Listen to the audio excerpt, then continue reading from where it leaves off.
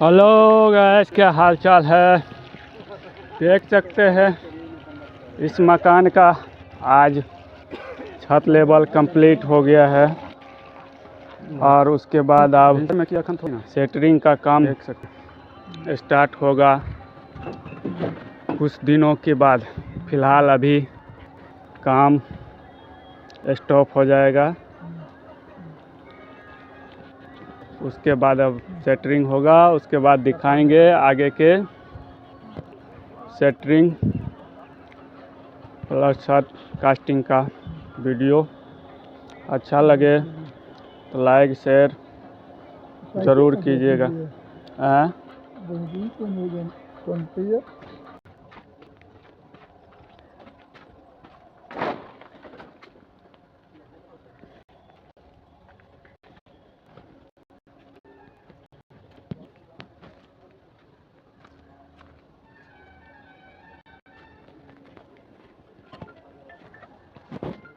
भाई क्या कर बाजो।